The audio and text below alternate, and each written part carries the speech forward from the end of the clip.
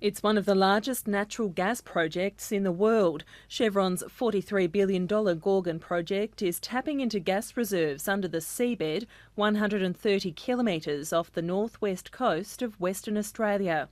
Gorgon represents a massive injection into the Australian economy, which means jobs, which means growth.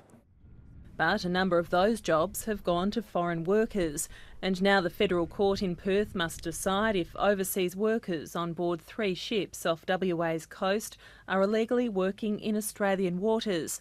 Swiss contractor Allseas has hired them to lay piping to transfer gas to a processing plant on Barrow Island. The crux of the legal problem is whether workers from other countries should be working within Australian territorial waters and continental shelf areas without a visa, technically the 457 visa, which would entitle them to certain wages and conditions. 457 visas guarantee Australian wages and conditions. The Maritime Union claims Allseas is saving 40 to 50% on wages by bringing in workers on tourist and business visas. These guys are trying to bust the laws of Australia to get some commercial advantage in an industry that's high risk, that requires great competency, that is high value, and of which we've got a reputation as being amongst the safest and the best in the world. So it's just a cheap shot by Chevron and Allseas really. The workers are from as far away as Europe and the United States. Allseas has taken the Minister for Immigration and Citizenship to court to determine whether its workers could be detained for working illegally.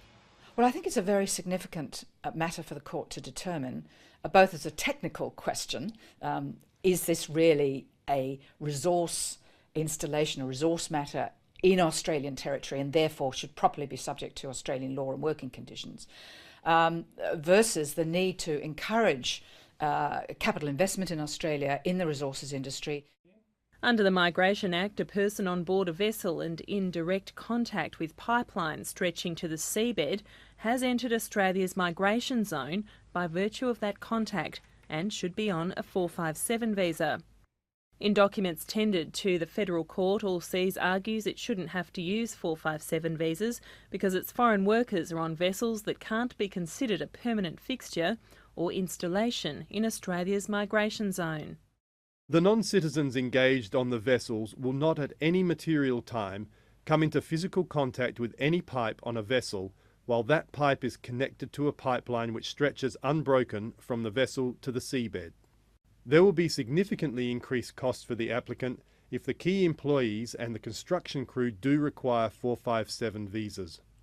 They don't pay tax.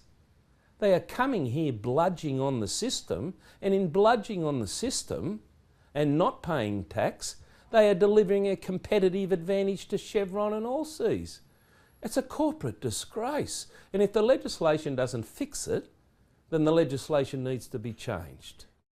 A travel document that was given to overseas workers before they entered Australia told them what to say to immigration. When completing the immigration cards on the airplane, you should indicate your purpose of stay in Australia is business visit.